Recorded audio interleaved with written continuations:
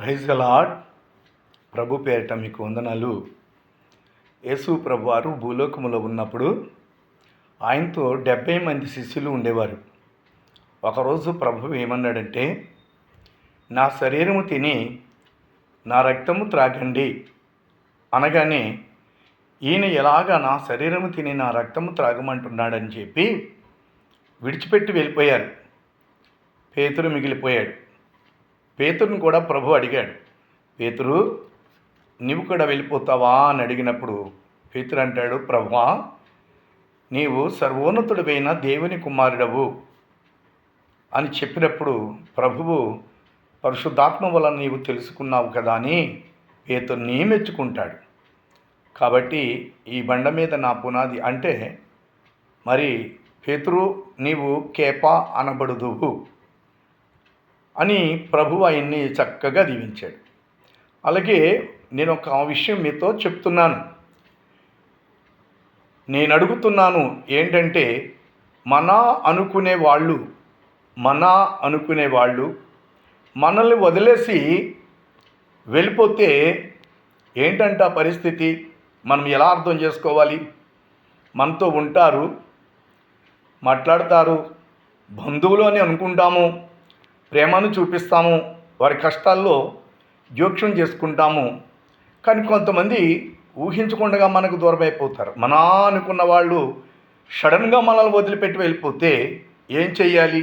ఏమనుకోవాలి? అసలు నిజముగా వాళ్ళు మనవాళ్ళు అయితే మనల్ని విడిచిపెట్టి పోరు. వారు మనవాళ్ళు కాదు కాబట్టి మనలను అర్థము చేసుకోరు. మన మంచితనం వారికి తెలియదు. ఏదో ఒక రోజున వెళ్ళిపోతారు. పోతున్న వారి కోసము మనము బాధపడకూడదు. వాళ్ళు మనవాళ్ళు అయితే మనతో ఉంటారు. వారు మనవాళ్ళు కాదు కాబట్టే మనల్ని విడిచిపెట్టి వెళ్ళిపోతారు. పోయే వాళ్ళ గురించి మనం బాధపడకూడదు. అలాగే అపోస్తలుని పౌలు అంటాడు, మేలు చేయగోరుచున్నాను కానీ నాకు కీడే సంభవిస్తుంది.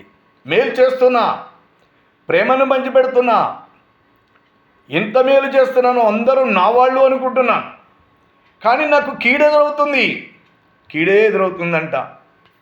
చూసారా?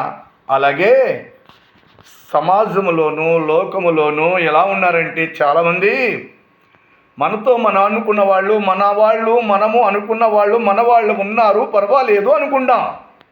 వారు మనల్ని సడన్గా వదిలేసి వెళ్ళిపోతే దాని భావం ఏంటో, దాని అర్థం ఏంటో తెలుసా? వారు మనవాళ్ళు కాదు. వారు మనవాళ్ళు ఏమాత్రమో కాదు. వెళ్ళిపోయిన వాళ్ళ గురించి మనం ఆలోచించకూడదు. దూరమైపోయిన వాళ్ళు మనవాళ్ళు కాదు. శాశ్వతము ఉండేది ప్రభు యొక్క ప్రేమ. నిజమైన ప్రేమ విడువక ప్రేమిస్తుంది. నిజమైన ప్రేమ ఏం చేస్తుంది? విడువక ప్రేమిస్తుంది. కొరింథీ 13లో ఉంటుంది. ప్రేమ దీర్ఘకాలము సహించును. ఎంతకాలం? ప్రేమ దీర్ఘకాలము సహిస్తుంది. ప్రేమ అమర్యాదగా మాట్లాడదు. ప్రేమ దీర్ఘకాలం సహిస్తుంది. ప్రేమ, నిజమైన ప్రేమ విడవదు, వెడబాయదు. ఆమేన్.